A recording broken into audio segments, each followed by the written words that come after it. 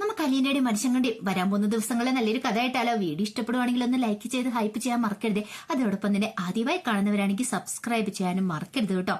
അങ്ങനെ ഒടുവില് അലീനയുടെ നിർബന്ധത്തിന് വഴങ്ങുവാണ് സ്റ്റാൻലി. അലീനയ്ക്ക് ഭയങ്കര ആഗ്രഹമാണ് തന്റെ പപ്പയുടെ തറവാട്ടി പോണം, പുനരൂരുള്ള ആ വീട്ടിൽ പോണം എന്നുള്ള ആഗ്രഹം. പക്ഷെ ആദ്യമൊക്കെ സ്റ്റാൻലി അങ്ങ് എതിർത്തു വന്നു, പറ്റില്ല എന്നൊക്കെ പറഞ്ഞു. ഒടുവില് അലീനയുടെ വിഷമം കണ്ടു കഴിഞ്ഞപ്പോ സ്റ്റാൻലിക്ക് സമ്മതിക്കാതിരിക്കാൻ പറ്റിയില്ല. സ്റ്റാൻലി പറഞ്ഞു, ശരി ഞാൻ നിന്നെ കൊണ്ടാവാന്ന് പറഞ്ഞു. അവത് കുടിച്ചാലും നല്ല ബുദ്ധിമുട്ടുണ്ടായിരുന്നു. അവിടെ ചെന്ന് കഴിയുമ്പോ ബാക്കിയുള്ളവരെങ്ങനെ പെരുമാറുന്നതെന്ന് അറിയില്ലല്ലോ. അലീനയുടെ മനസ്സിൽ ചില ചിന്തകളൊക്കെ ഉണ്ട്. രേവതിക്കുട്ടി പറഞ്ഞു കേട്ടിട്ടുണ്ട് കൊട്ടാരം മറ്റും വീടിനെ കുറിച്ച്. രേവതിക്കുട്ടിയും മാമച്ചാരും കൂടെ ഒരു ദിവസം പോയതാണല്ലോ, ഷെറിന്റെ വീടാണല്ലോ അത്. അങ്ങനെ ഒടുവില് അലീനയും കൊണ്ട് സ്റ്റാൻലി അവത് കുടിച്ചാനും പോവാണ്. അങ്ങനെ ഒടുവില് കൊട്ടാരം മറ്റൊന്ന് എഴുതി ആ പഴയ ഇരുമ്പ് ഗേറ്റിന് മുന്നിലേക്ക് കാറ് പോയി നിൽക്കുകയാണ്. അപ്പൊ അലീന അവിടെ എല്ലാം നോക്കുവാണ്. ചുറ്റും റബ്ബർ മരങ്ങളും കാടുകളും കാര്യങ്ങളൊക്കെ ആയിരുന്നു. രേവതിക്കുട്ടി അതിങ്ങനെ നോക്കിയിരുന്നു. രേവതിക്കുട്ടിയല്ല, അലീന അതിങ്ങനെ നോക്കി. രേവതിക്കുട്ടി പറഞ്ഞ പോലെ തന്നെ അതിനൊരു മാറ്റവും കാര്യങ്ങളൊന്നും ഇല്ല.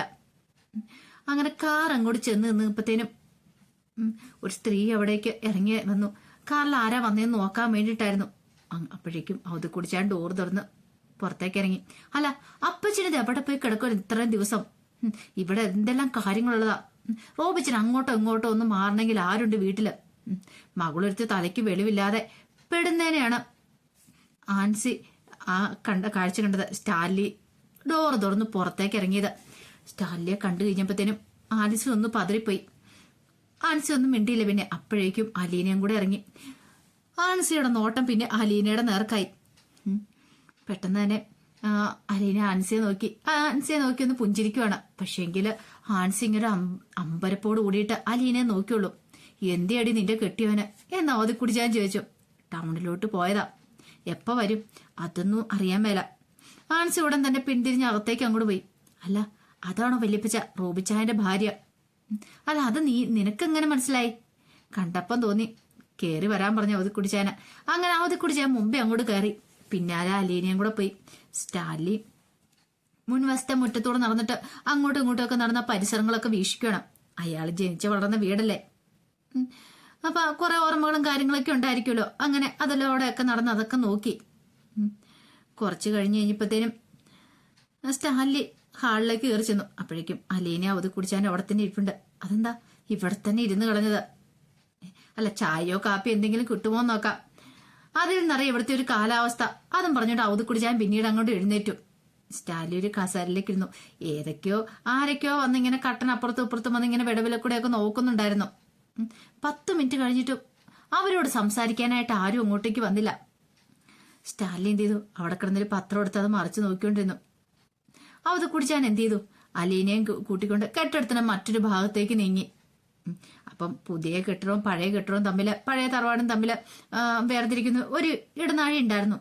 അങ്ങനെ അവിടേക്ക് എന്നിട്ട് അവത് കുടിച്ചാൻ പറഞ്ഞു, ഇതാണ് എന്റെ മുറിയെന്നും പറഞ്ഞുകൊണ്ട് അവത് കുടിച്ചാൻ ഒരു വാതിൽ തുറന്ന് കാണിച്ചു കൊടുത്തു.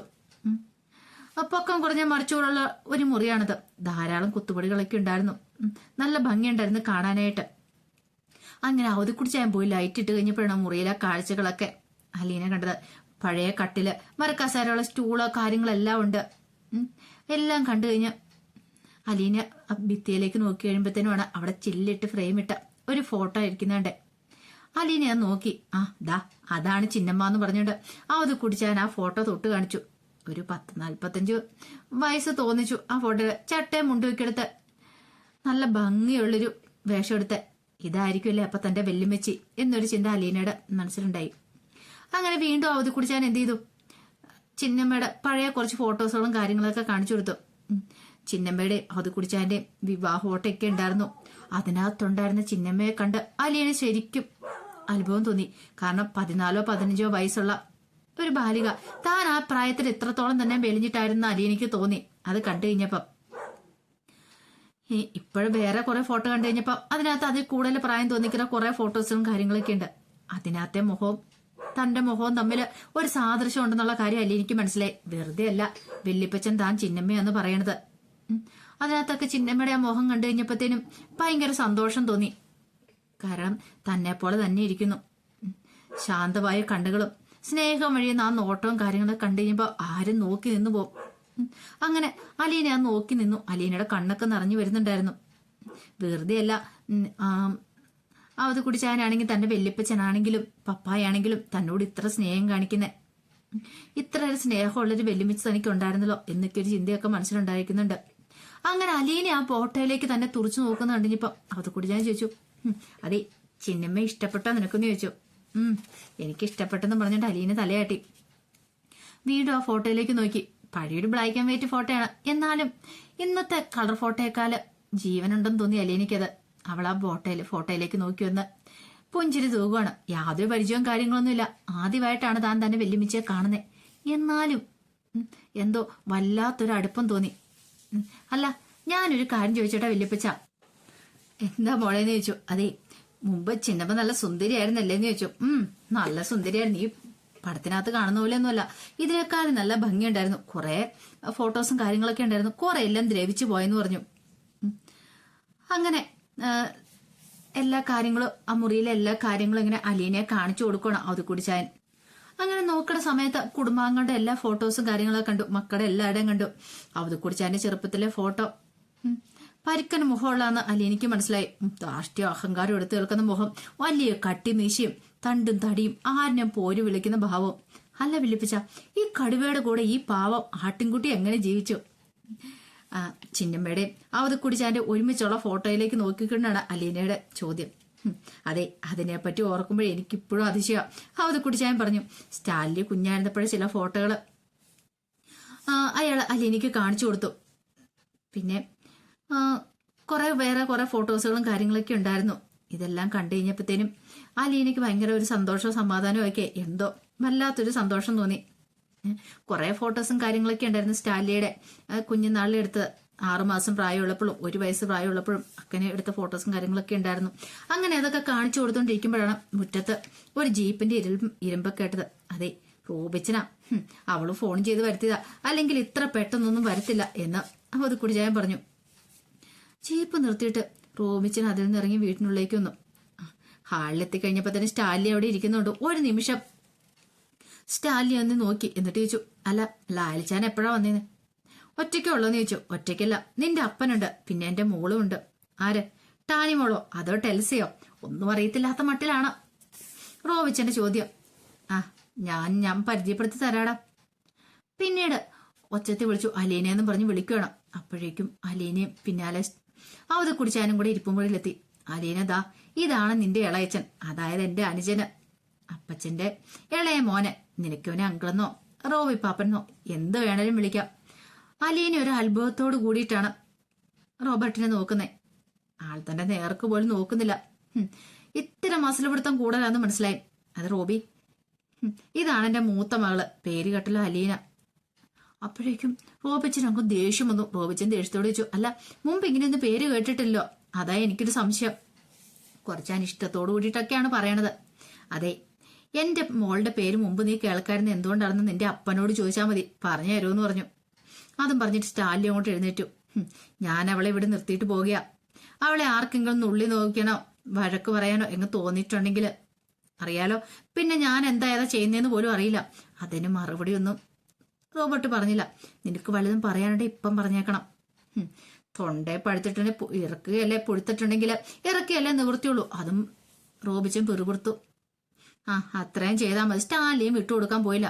എന്നിട്ട് അലീനയുടെ നേർക്ക് തിരിഞ്ഞിട്ട് പറഞ്ഞു, ഞാനൊന്ന് കറങ്ങിയിട്ട് വരട്ടെ. ചിലപ്പം വേറെ 1-2 ഫ്രണ്ട്സ് ഉണ്ട്, അവരെ ഒന്ന് കാണാൻ പോകും. പിന്നെ അറിയാലോ, എന്തെങ്കിലും ആവശ്യം ഉണ്ടായിരുന്നു വിളിച്ചാൽ മതി, ഞാൻ അടുത്ത കോൾ എടുത്തോളാന്ന് പറഞ്ഞു. ശരിയെന്ന് പറഞ്ഞ് അലീന തലയാട്ടി. അങ്ങനെ സ്റ്റാലി അങ്ങോട്ട് പോയി മുറ്റത്തേക്ക് ഇറങ്ങി. മുറ്റത്ത് കിടന്ന് കാർ സ്റ്റാർട്ട് ചെയ്ത് സ്റ്റാലി പോയി കഴിഞ്ഞപ്പോൾ അലീന അപ്പുറത്തേക്ക് നോക്കി. ആ സമയത്ത് റോബർട്ട് അലീനയെ തന്നെ നോക്കി നിൽക്കുമായിരുന്നു. പെട്ടെന്ന് അയാൾ നോട്ടം മാറ്റി. അയാൾക്ക് എന്തോ വലിയൊരു ബുദ്ധിമുട്ട് തോന്നി. അവൾ എന്ത് വിചാരിച്ചു കാണും താൻ അവളെ തന്നെ നോക്കുന്നേ. ആ സമയത്താണ് പെട്ടെന്ന് അലീനയുടെ മനസ്സിലേക്ക് ഒരു കാര്യം ഓർമ്മന്നേ. അല്ല എവിടെയാ വല്യപ്പച്ചന്റെ റാണിമോള്? ഷെർണാന്റിന്ന് അലീന ചോദിച്ചു. വാ, അവത് കുടിച്ചാൻ അവളെ അടഞ്ഞു കിടക്കുന്നൊരു മുറിയുടെ അങ്ങോട്ടേക്ക് കൂട്ടിക്കൊണ്ടുപോയി. ആ മുറി കണ്ടു കഴിഞ്ഞപ്പോ തന്നെ അലീനയ്ക്ക് മനസ്സിലായി, ഈ മുറിക്കുള്ളിൽ വലിയൊരു നിഗൂഢതയാണ് ഒളിച്ചിരിക്കുന്നത്. കാരണം ഷെറിന് ആരാ എന്താ ഏതാന്നൊക്കെ താൻ അറിയാനായിട്ട് പോവുകയാണ്. ഒരു പക്ഷെ ഇവര് പറഞ്ഞില്ലേലും താനത് കണ്ടുപിടിക്കും എന്നൊരു ചിന്ത വല്യപ്പച്ചനൊക്കെ പറയാൻ ബുദ്ധിമുട്ടുണ്ടായിരിക്കും. സാരമില്ല, എന്നാലും തനിക്കത് കണ്ടുപിടിക്കാതിരിക്കാൻ പറ്റില്ലല്ലോ എന്നൊക്കെ ഒരു ചിന്തയോട് കൂടിയിട്ടാണ് അലീന ആ മുറിയിലേക്ക് പോകുന്നത്. അങ്ങനെ അലീന ആ മുറിയിലേക്ക് കയറിയിട്ട് അവിടെയൊക്കെ നോക്കുവാണ്. അത്യാവശ്യം നല്ല സാമാന്യ വലിപ്പമുള്ളൊരു വലിയ മുറി തന്നെയാണ്. അങ്ങനെ നോക്കിക്കഴിഞ്ഞപ്പോൾ ബെഡേല് ഒരു സ്ത്രീ രൂപം ഇരിക്കുന്നുണ്ട്. അവരുടെ മടിയിലോ എന്തോ ഒരു പുസ്തകം ഇരിപ്പുണ്ട്. അലീന അടുത്ത് നിന്ന് നോക്കി കഴിഞ്ഞപ്പോൾ അലീനയ്ക്ക് മനസ്സിലായി ബൈബിളാണ്. അത് കുടിച്ച് ഞാൻ ചുമച്ചൊന്ന് ശബ്ദം ഉണ്ടായി കഴിഞ്ഞപ്പോഴത്തേനും ഷെറിൻ എന്തേ തിരിഞ്ഞു നോക്കി. അല്ല, നീ എന്താ മോളെ ബൈബിള് മടി വെച്ചിരുന്ന് ഉറങ്ങുമായിരുന്നോ? ഉറങ്ങുമൊന്നും ആയിരുന്നില്ല. അല്ല, ഞാൻ വന്ന് നീ അറിഞ്ഞില്ലേ? അപ്പച്ചൻ വന്ന് ഞാൻ അറിഞ്ഞായിരുന്നു. ലാലിച്ചാൻ വന്നിട്ട് പോയത് ഞാൻ അറിഞ്ഞു. ഞാനെല്ലാം അറിയുന്നുണ്ട്, എന്നെ മാത്രം ആരും അറിയുന്നില്ലെന്നുള്ളൂ. വീണ്ടും അവളൊന്നും മിണ്ടാതെ കുറച്ച് സമയം അവിടെ അനങ്ങാതിരിക്കുവാണ്. അതെ, നീ കണ്ടോ എന്റെ കൂടെ വന്ന ആരാന്ന് നീ കണ്ടോന്ന് ചോദിച്ചു. ആരാ? ഞാൻ ഒരാളെ പരിചയപ്പെടുത്തി തരാൻ നിനക്ക്. പരിചയപ്പെടുത്തണ്ട, എനിക്കറിയാം. ഇവിടെ എല്ലാവരും അവളുടെ പേര് പറയുന്ന കേട്ടു. ഷെറിൻ അലീനയുടെ നേർക്കൊന്ന് നോക്കുവാണ്. എന്നിട്ട് അത് കുടിച്ചാണ്ട് ചോദിച്ചു, അല്ല അപ്പച്ചന് എവിടെയായിരുന്നു ഇത്രയും ദിവസം? ഇവിടെ എല്ലാവർക്കും ദേഷ്യമായിരുന്നു. അപ്പച്ചനോടുള്ള ദേഷ്യം അവർ എന്നോട് തീർക്കൂട്ടോ. എനിക്ക് അങ്ങനെ എപ്പോഴും ഇവിടെ ഇങ്ങനെ കാവലിരിക്കാൻ പറ്റുമോ? ഞാൻ പെട്ടെന്ന് അങ്ങനെ മരിച്ചു, നീ എന്ത് ചെയ്യും? അത് കേട്ട് ഷെറിൻ ചിരിച്ചിട്ട് പറഞ്ഞു, അതെ, എല്ലാവരും കൂടിയിട്ട് എന്നെ വല്ല അഗതിമന്ത്രത്തെയും കൊണ്ട് എന്ന് തള്ളുമായിരിക്കും. നീ ഇവളോടൊന്നും മിണ്ടിക്കേ, ലാലിച്ചന്റെ മോളെ അത്. വീണ്ടും ഷെറിന് അലീനയുടെ നേർക്ക് നോക്കി. ലാലിച്ചാന് മോളെ കിട്ടി. എന്റെ മോളെ എനിക്ക് എപ്പോഴാ അപ്പച്ചാ കിട്ടുന്നേ? ഇത്രയും പ്രായമായിട്ട് എനിക്ക് വേണ്ട കേട്ടോ. കിട്ടുന്നെങ്കിൽ എനിക്ക് ഇപ്പം കിട്ടണം. ഇപ്പൊ തന്നെ എത്ര വർഷമായി, ഇനി എനിക്ക് വയ്യ. അത്രയും പറഞ്ഞിട്ട് അവള് വിരലുകളൊക്കെ മടക്കി ഇങ്ങനെ എണ്ണാൻ തുടങ്ങി. 1 2 3 4 പറഞ്ഞിട്ട്. എന്നിട്ട് അവധി കുടിച്ചാനെ നോക്കിയിട്ട് പറഞ്ഞു, ദേ 6 വർഷമായെന്ന് പറഞ്ഞു. പെട്ടെന്ന് അലീനയുടെ നേർക്ക് അവധി കുടിച്ചാനൊന്ന് നോക്കി. വല്യപ്പച്ചന്റെ മുഖത്തൊരു വിളർച്ച. അത് അലീനെ തിരിച്ചറിയുന്നുണ്ടായിരുന്നു. അല്ല, നീ ഇന്നും മരുന്ന് കഴിച്ചില്ലേ മോളേന്ന് ചോദിച്ചു. ഇത് കേട്ടുകഴിഞ്ഞപ്പോ ഷെറിൻ പറഞ്ഞു, അതെ, ഞാൻ ചോദിച്ചതിന് ഉത്തരം പറ, എന്നിട്ടേ ഞാനിനി മരുന്ന് കഴിക്കുന്നുള്ളൂ. അല്ല, നീ ഇന്ന് രാവിലെ ആരോടെങ്കിലും വഴക്കുണ്ടാക്കിയോ? ഞാൻ എല്ലാവരോടും വഴക്കുണ്ടാക്കി, എല്ലാവരോടും പിണങ്ങി. അല്ല, അപ്പച്ചനും ഇപ്പൊ എന്നെ വേണ്ടല്ലോ. നീ ഇപ്പോഴും ഇതിനകത്ത് തന്നെ ഇരുന്നിട്ടെ ഇങ്ങനെയൊക്കെ നിനക്ക് തോന്നേ. എഴുന്നേറ്റൊന്ന് വെളിയിലേക്ക് ഇറങ്ങുക. മനുഷ്യരൊക്കെ കാണുകയും വർത്താനം പറയുകയൊക്കെ ചെയ്യുക. കുറച്ച് കാറ്റും വെളിച്ചമൊക്കെ കൊണ്ടു കഴിഞ്ഞാൽ തന്നെ കുറച്ചൊരു വ്യത്യാസം വരും. അതെ അപ്പച്ച, എനിക്ക് കാറ്റും വേണ്ട വെളിച്ചവും വേണ്ട. എന്റെ മോളെ തന്നാ മതി, എനിക്ക് ആരെയും കാണുകയൊന്നും വേണ്ട. അവള് അവത് കുടിച്ചാണ് പിണങ്ങിയതുപോലെ ഇരുന്നു. വീണ്ടും ബൈബിളിന്റെ പേജുകളൊക്കെ മറിച്ചോണ്ടിരുന്നു. അവത് കുടിച്ചാൻ അലീനയെ പറഞ്ഞു ബാ എന്നും പറഞ്ഞുകൊണ്ട് വിളിച്ചുകൊണ്ട് നേരെ ഡൈനിങ് റൂമിലേക്ക് വന്നു. എടി ആൻസി എന്നും പറഞ്ഞിട്ട് വിളിക്കുകയാണ്. ഒടുവിൽ ആൻസി ഊണുമുറയുടെ വാതിക്കിലേക്ക് വന്നു. അല്ല റാണി മോൾക്ക് നീ ഇന്നും മരുന്ന് കൊടുത്തില്ലേ? ആ, കൊടുത്താ കഴിക്കണ്ടേ, എത്ര പ്രാവശ്യം നിർബന്ധിക്കുന്നേ? എടി ബലമായിട്ട് കഴിപ്പിക്കണം. പിന്നെ അതിനോട് ഗുസ്തി പിടിക്കാൻ ഇവിടെ ആർക്കാ ബലം? റോബിച്ചിട്ടില്ലായിരുന്നു അവിടെ? റോബിച്ചാൻ അവളെ മരുന്ന് കഴിപ്പിച്ചോണ്ടിരുന്നാ മതിയോ? വേറെ എന്തെല്ലാം ജോലികളുണ്ട്. ഇന്നലെ രാത്രി റോബിച്ചാൻ കുറെ നോക്കിയതാ. അവള് ഗുളിക വായിലിട്ട് കുറച്ച് കഴിയുമ്പോൾ തുപ്പിക്കളഞ്ഞു. റോബിച്ചാൻ്റെ ഒരു അടിയും വെച്ചു കൊടുത്തു. അതിന്റെ പരാതി വന്നപ്പോഴേ പറഞ്ഞു കാണുമായിരിക്കുമല്ലോ. അടിച്ചൊന്നും അവളൊന്നും പറഞ്ഞില്ല. അതൊക്കെ മറന്നു കാണും. ഓർക്കണേ നല്ല ബോധം വേണ്ടേ? ആൻസി അത് പിറുപിറുക്കുക. അത് പോട്ടെ, ആരെങ്കിലും വീട്ടിൽ വന്ന് ഇങ്ങനെയാണ് ആൻസി പെരുമാറേണ്ടത്. ഒരു ഗ്ലാസ് വെള്ളം എടുക്കാൻ നീ നോക്കിയാലും പറ്റത്തില്ലേ? ലാലിച്ചൻ 15 മിനിറ്റ് ഇരുന്നിട്ട് എഴുന്നേറ്റ് പോയി. ഓ, ആർക്ക് വെള്ളം കൊടുക്കാനാ? അപ്പച്ചന് വേണമെങ്കിൽ പറഞ്ഞാൽ മതി. കൊളുത്തപ്പഴുന്ന് വേറെ ആര് വന്നാലും പച്ചവെള്ളം വെള്ളം കൊടുക്കണമെന്ന് റോബിച്ചൻ പറഞ്ഞിരിക്കുന്നേ. ഓഹോ, അല്ലെങ്കിലും അവൾ ഈ അവസ്ഥയിൽ വിരുന്നുകാരെ സൽക്കരിക്കാൻ നിൽക്കണോ? ചോദ്യം കേട്ട അവധി കുടിച്ചാനൊന്ന് നോക്കി. അപ്പോഴേക്കും മറിയക്കുട്ടി അങ്ങോട്ട് വരുന്നുണ്ടായിരുന്നു. ആഹാ, നിങ്ങൾ ഇവിടെ ഉണ്ടായിരുന്നോ? അല്ല, ഞാനല്ലാതെ ആരും നോക്കും എന്റെ മോളുടെ കാര്യം? ഇവിടെ ആർക്കാ ഇവളുടെ കാര്യത്തിലുള്ള ശ്രദ്ധ? അതും ഇവളിങ്ങനെ ഇരിക്കുമ്പോ. ആൻസിയുടെ വീർത്ത വയറിനെ നേർക്ക് നോക്കിക്കൊണ്ടാണ് ആ പറച്ചില്. തന്റെ കുറ്റം കൊണ്ടൊന്നും അല്ലോ ഇവളുടെ വയറിങ്ങനെ ഞാൻ ചോദിക്കാനുള്ള ദേഷ്യം അവധി കുടിച്ചാനുണ്ടായിരുന്നു. കാരണം ആ സമയത്ത് ആൻസി പ്രഗ്നന്റ് ആണ്. അലീനയ്ക്ക് ലേശം ഉച്ചച്ചോറ് ഇവിടുന്ന് കിട്ടോ അതോ വെളിയിൽ നിന്ന് വാങ്ങിക്കേണ്ടി വരുമോ? അതിനിപ്പോ ഉച്ചയൊന്നും ആയല്ലോ. ആൻസിയും വിട്ടുകൊടുക്കാനായിട്ട് തയ്യാറായിരുന്നില്ല. അല്ല, ഉച്ചയാകാൻ പറഞ്ഞാൽ മതിയോ? അവധി കുടിച്ചാനും ദേഷ്യം വന്നു. അതെ, ലാലിച്ചാൻ ആരും പേടിക്കാതെ ജീവിച്ച കാലത്ത് കണ്ട അലവലാതി പെണ്ണുങ്ങളുമായിട്ട് കൂട്ടുകൂടി ഓരോ തോന്നിയാസങ്ങളൊക്കെ കാണിച്ചു വെക്കും. അത് ഞങ്ങൾ എന്ത് പഠിച്ചു? എന്നിട്ടോ കുറെ നാൾ കഴിയുമ്പോ എന്റെ മോളാന്നും പറഞ്ഞുകൊണ്ട് വിളിച്ചോണ്ട് വരും. അങ്ങനെ കൊണ്ടിരുന്നതിനെയൊക്കെ ഞങ്ങക്ക് നോക്കാനൊന്നും പറ്റില്ല. അതിനെയൊക്കെ വേറെ ആളെ നോക്കണം. ആൻസി മുഖത്തടിക്കുന്ന പോലെ പറഞ്ഞു കേട്ട് കഴിഞ്ഞപ്പോഴത്തേനും അവധി കുടിച്ചാൻ ആകെപ്പാടൊന്നും വിളറിപ്പോയി. അല്ല എടി, ലാലിച്ചൻ വന്നപ്പോ നിനക്കിത് പറയാനുള്ള ധൈര്യം ഉണ്ടായോ? നിന്റെ വായിൽ എന്താ പഴമായിരുന്നോ? അവനെ കണ്ടത് നീ അകത്തോട്ട് കയറി ഓടുന്നുണ്ടല്ലോ. അവധി കുടിച്ചാനും ദേഷ്യം വന്നു. ദേഷ്യത്തോട് കൂടിയിട്ടാണ് അവധി കുടിച്ചാൻ എന്ത് പറയണേ. അതെ, എനിക്ക് ആരോടും അങ്ങനെ പറയേണ്ട ആവശ്യം വന്നിട്ടില്ല. പറയേണ്ടി വന്നാൽ ഞാൻ പറയുന്നത് തന്നെ ചെയ്യും. എനിക്ക് ലാലിച്ചാനെ പേടിക്കേണ്ട കാര്യമൊന്നുമില്ല. അങ്ങേരല്ല എനിക്ക് ചെലവിന് തരുന്നേ, എന്റെ റോബിച്ചാനാ. പെട്ടെന്ന് തന്നെ അവധിക്കുടിച്ചാൻ അവിടെ കിടന്ന് അലറി വിളിച്ചു, എടാ റോബി എന്ന് പറഞ്ഞുകൊണ്ട് അലറി വിളിക്കുകയാണ്. സിറ്റ് ഔട്ടിലുണ്ടായിരുന്ന റോബിച്ചൻ പെട്ടെന്ന് ഓടി അങ്ങോട്ട് വന്നു. എടാ, ഈ പെങ്കൊച്ചിന് ഒരു നേരം ചോറ് കൊടുക്കാനുണ്ടോ അവിടെ? ഇല്ലെങ്കിൽ ഇപ്പ പറയണം. ലാലിച്ചന് ഒരുപാട് ദൂരം പോകുന്നതിന് മുമ്പേ അവനെ വിളിപ്പിച്ചൊരു ഊണ് വാങ്ങിപ്പിക്കാനാ. ഇവരെ ചോറ് കൊടുക്കാനെന്ന് ആരാ പറഞ്ഞത് എന്ന് റോബർട്ട് ചോദിച്ചു. അല്ല, നിന്റെ കെട്ടിയോളോട് ചോദിച്ചു നോക്ക്, നീ അങ്ങനെ പറഞ്ഞോടി. ഞാൻ അങ്ങനെയൊന്നും പറഞ്ഞില്ല. വെളുപ്പി കൊടുത്ത് സൽക്കരിക്കാൻ പറ്റില്ലെന്നാ പറഞ്ഞേ. ഇനി ഞാനത് പറയുക തന്നെ ചെയ്യും. വേണമെങ്കിൽ എടുത്തു കഴിച്ചോണം. ഇത് പിന്നെ പണ്ട് ഒരു വഴിയമ്പലം പോലെ തുറന്നിട്ടിരിക്കുവല്ലോ. കഴിയുന്ന വഴിപോക്കർക്കെല്ലാം കയറി വരാനും പോവാനുമായിട്ട്. ആൻസിക്ക് നല്ല ദേഷ്യം വരുന്നുണ്ടായിരുന്നു. ആയിക്കോട്ടെ, ഇത് വഴിയമ്പലം തന്നെയാ. നിന്റെ തറവാട്ടിൽ നിന്ന് കൊണ്ടുവന്ന സ്വത്തൊന്നും അല്ലല്ലോ. ഇത് ഞാൻ പണിയിച്ച വീടാ. ഞാൻ മരിക്കുന്നിടത്തോളം വരെ ഇവിടെ പലരും വരും പോവും, താമസിക്കുകയും ചെയ്യും. നിന്റെ തള്ള വന്ന് താമസിക്കുന്നുണ്ടല്ലോ. ഞാൻ പറഞ്ഞോ വേണ്ടെന്ന്. അത് കുടിച്ചാനും അങ്ങനെ വിട്ടുകൊടുക്കാൻ ഉദ്ദേശിച്ചിട്ടുണ്ടായിരുന്നില്ല. അപ്പോഴേക്കും ആൻസി പറഞ്ഞു, അപ്പച്ചൻ ആരെ കണ്ടിട്ടായി ഞെളിയുന്നേ? ഒരസുഖം വന്നെന്ന് നോക്കാൻ ഞാനേ ഉള്ളൂ. വെച്ച് വിളമ്പി തരാനും അലക്കി തേച്ച് തരാനും ഒക്കെ. ഓ പിന്നെ പുണ്യാളത്തിയൊന്നും അല്ലല്ലോ കുഞ്ഞെ. ഞാൻ ചാവുന്ന കാലത്ത് ഈ വീട് ഇതിരിക്കുന്ന അരേക്കർ പറമ്പും വേണമെങ്കിൽ മതി. ഇല്ലെങ്കിൽ എന്നെ ഇവിടെ ഇട്ട് പോയിക്കോ. വേറെ ആമ്പിള്ളേരുണ്ട് എനിക്ക്. എല്ലാവർക്കും കൊടുത്തവരുടെ വീതം നിങ്ങൾക്ക് ഞാൻ തന്നിട്ടുണ്ടല്ലോ. അത് പറഞ്ഞ് പിന്നെ ആൻസി ഒന്നും മിണ്ടിയില്ല. കാരണം അപ്പച്ചന്റെ സ്വത്തുക്കൾ അപ്പച്ചൻ മരിച്ചു കഴിഞ്ഞിട്ട് കൈ എടുക്കാന്നൊരു ചിന്തയായിരുന്നു അവർക്കുണ്ടായിരുന്നേ. അപ്പോഴേക്കും അലീന അപ്പച്ചനെ നോക്കി, വല്യപ്പച്ചനെ നോക്കി. അലീനയ്ക്ക് വല്ലാത്തൊരു ബുദ്ധിമുട്ട് തോന്നുന്നുണ്ടായിരുന്നു.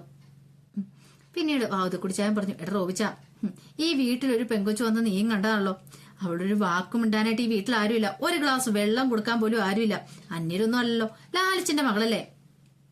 അതെ, ലാലിച്ചന്റെ മക്കൾ ഇതിനു മുമ്പ് ഇവിടെ വന്നപ്പോഴൊക്കെ ഞങ്ങൾ നല്ലപോലെ സരക്കടിച്ച അപ്പച്ച വിട്ട് എന്ന് വെച്ച് ലാലിച്ചാന്റെ മക്കളാന്ന് പറഞ്ഞ് വഴിയെ പോകുന്നവരൊക്കെ വലിഞ്ഞു കയറി വന്നാലെന്നുവേ അങ്ങനെ സ്വീകരിക്കാനും സൽക്കരിക്കാനും ഒക്കെ ഞങ്ങൾക്ക് ഇത്തിരി ബുദ്ധിമുട്ടുണ്ട്. ഇത് കേട്ട് കഴിഞ്ഞപ്പോഴത്തേനും നല്ല സങ്കടവും ദേഷ്യം വന്നു അവത് കുടിച്ചാൻ എന്തോ പറയാൻ വന്നു കഴിഞ്ഞപ്പോഴത്തേനും അലീനെ കയ്യിലങ്ങോട്ട് കയറി പിടിച്ചു. വല്യപ്പച്ചൻ എങ്ങോട്ടേക്ക് വന്നേന്ന് പറഞ്ഞു. അവള് പിടിച്ചപ്പോ അവത് കുടിച്ചാൻ അലീനെ നോക്കി. അങ്ങനെ അവത് കുടിച്ചാന്റെ മുറിയിലേക്ക് വന്നിട്ട് പറഞ്ഞു, അതെ വല്യപ്പച്ചൻ എന്തിനാ അവരോട് വഴക്കിടാനൊക്കെ നിൽക്കുന്നേ? ആരാ വഴക്കിട്ടെ? അവരുടെ വർത്താനമൊക്കെ നീ കേട്ടില്ലേ? അതെ, അങ്ങോട്ടും ഇങ്ങോട്ടും ഇങ്ങനെ സംസാരിച്ചുകൊണ്ടിരുന്ന എന്തെങ്കിലും ഒരു പരിഹാരം ഉണ്ടായ പ്രശ്നത്തിന്. അതെ, വല്യപ്പച്ചൻ ഇങ്ങനെ വെറുതെ പ്രശ്നം ഉണ്ടാക്കാനൊന്നും പോണ്ട. ഓഹോ, അപ്പൊ നമ്മൾ അവിടെ മുന്നിൽ താഴ്ന്നു കൊടുക്കണം എന്നാണോ പറയണേ? വല്യപ്പച്ചൻ എനിക്ക് വേണ്ടി സംസാരിക്കൊന്നും വേണ്ട. എങ്കിൽ പിന്നെ നീ പട്ടിണി കിടന്നു. എന്തായാലും പൊന്നിലോർക്ക് പാടില്ല, നിന്റെ കൊതു കീർന്നല്ലോ. ഇതൊക്കെ ഇങ്ങനെ വരുവോളെന്ന് എനിക്കറിയായിരുന്നു. അതെ വല്യപ്പച്ചന്റെ ഈ മുൻവിധിയാ വല്യപ്പച്ചന്റെ കുഴപ്പം. ഞാനിവിടെ ഒറ്റയ്ക്കുന്നോളാം, എനിക്കിവിടെ ഒരു പ്രശ്നമില്ല. ഇന്നൊരു ദിവസം എങ്ങനെയെങ്കിലും തട്ടിമുട്ടി പോകുമ്പോളെ, നാളെ രാവിലെ നമുക്ക് ഇവിടെ സ്ഥലം വിട്ടേക്കാന്ന് പറഞ്ഞു. അത് കേട്ട് കഴിഞ്ഞപ്പത്തേനും അലീന ചോദിച്ചു, അല്ല റാണി ആന്റിക്ക് കൊടുക്കാനുള്ള മരുന്ന് എവിടെയാ വല്യപ്പച്ച വെച്ചിരിക്കുന്നേ? അലീന പെട്ടെന്ന് വിഷയം മാറ്റി ചോദിച്ചു. അല്ല, അത് അവളുടെ മുറിയിൽ തന്നെയാ, ഭിത്തിയിലുള്ള ചില്ലരുമാരിക്കകത്ത്. രോഗിയുടെ മുറിയിൽ തന്നെയാണ് വല്യപ്പച്ച മരുന്ന് സൂക്ഷിക്കുന്നത്. അത് മാനസിക ഭ്രാന്തിയുടെ മരുന്ന്. അലീനയ്ക്ക് ഇച്ചിരി ദേഷ്യവും കാര്യങ്ങളൊക്കെ ഉണ്ടായിരുന്നു. അതെ, അവളൊക്കെ അങ്ങനത്തെ കുഴപ്പമൊന്നുമില്ലെന്നേ. തനിയെ മരുന്നെടുത്ത് കഴിച്ചുകൊണ്ടിരുന്നോളാം. ചില സമയത്ത് ചെറിയൊരു ഇളക്കം വരുമെന്നേ ഉള്ളൂ. നീ വിചാരിക്കുന്ന അത്ര വലിയ വെപ്രാളവും കാര്യങ്ങളൊന്നും ഇല്ല. അതെനിക്ക് മനസ്സിലായി. ആന്റിയുടെ മുഖത്തേക്ക് നോക്കിയപ്പോ എന്ന് പറഞ്ഞു. അല്ല, നിനക്ക് എന്തു മനസ്സിലായെന്നാ? നീ വിചാരിക്കുന്ന പോലെ ഒന്നും ഇല്ല. അവള് പള്ളിയിൽ പോവാൻ പ്രാർത്ഥിക്കുകയും ഇതിലൊക്കെ ഇറങ്ങി നടക്കുകയൊക്കെ ചെയ്യുന്നുണ്ട്.